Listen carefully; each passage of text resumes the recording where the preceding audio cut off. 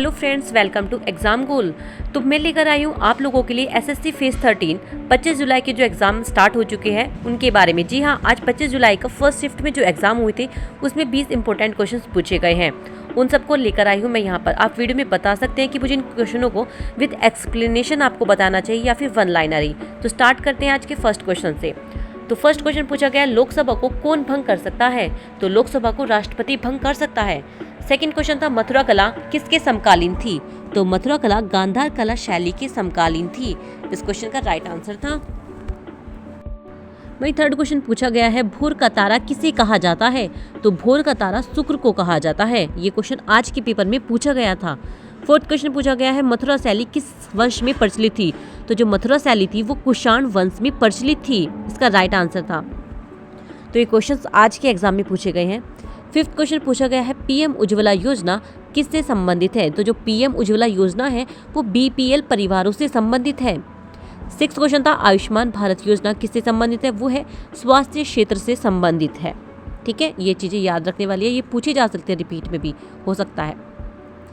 Seventh question था, संविधान के किस अनुच्छेद में अल्पसंख्यकों के हितों का संरक्षण प्रदान किया गया है?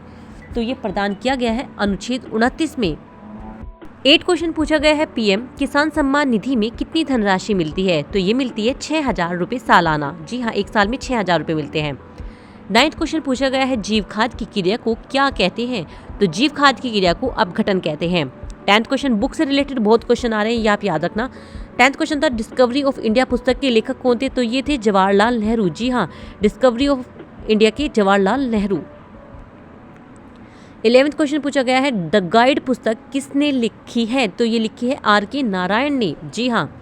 और IMEC में कौन से देश शामिल है? तो इसमें भारत, संयुक्त अरब अमीरात, सऊदी अरब, फ्रांस, जर्मनी, इटली, यूरोप संघ, अमेरिका और जॉर्डन और इजराइल, ये सभी शामिल है इसमें IMEC में। 12th क्वेश्चन था, हिमालय क्षेत्र में किस प्रकार के वन पाए जाते हैं? तो हिमालय क्षेत्र में उष्णकटिबंधीय वन, वर्षा वन और पर्णपाती वन पाए जाते हैं। 13 क्वेश्चन था, एशियाई खेलों का आयोजन कितने वर्षों में एक बार होता है? तो ये हर साल 4 साल में एक बार होता है। जी हाँ, 4 साल में एक बार होता है, याद रखना। 14 क्वेश्चन पूछा है, 2011 की जनगणना के अनुसार सबसे जनसंख्या वाला राज्य, सबसे अधिक जनसंख्या वाला राज्य कौन सा था? तो वो था उत्तर प्रदेश। जी हाँ। 15 क्वेश्चन था, खेलो इंडिया यूथ गेम्स 2022 कहाँ आयोजित हुए थे? तो ये हुए थे मध्य प्रदेश के भोपाल शहर में। जी हाँ, मध्य प्रदेश के भोपाल शहर में। अगर इनसे रिलेटेड और भी क्वेश्चन चाहिए तो आप बता सकते हैं वीडियो के कमेंट सेक्शन में जाकर। 16 क्वेश्चन था, अनुच्छेद 89 किससे संबंधित है? तो अनुच्छेद 89 राज्यसभा के सभापति और उपसभापति से संबंधित है। 17 क्वेश्चन था, बर्फ के पिघलने पर कौन स्थित रहता है? तो तापमान 0 डिग्री पर रहता है। 18 क्वेश्चन था, अनुच्छेद 29 किससे संबंधित है? तो यह भारतीय संविधान में सांस्कृतिक और शिक्षा संबंधित अधिकारों से संबंधित है। और ब्रिक्स संगठन का क्या उद्देश्य होता है? सदस्य देश के बीच आर्थिक, राजनीतिक, सामाजिक और सांस्कृतिक सहयोग को बढ़ाना तथा वैश्विक मंचों पर विकासशील देशों की आवाज़ों को सशक्त बनाना होता है।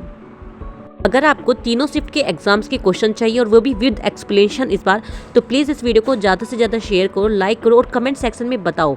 ठीक है, अगर आप कमेंट सेक्शन में बताओगे, लाइक करोगे, शेयर करोगे, तभी मुझे लगेगा कि आपको ये वीडियोस चाहिए। तो प्लीज़ जाइए, लाइक कीजिए, शेयर कीजिए, इस चैनल को सब्सक्राइब कीजिएगा। Thank you.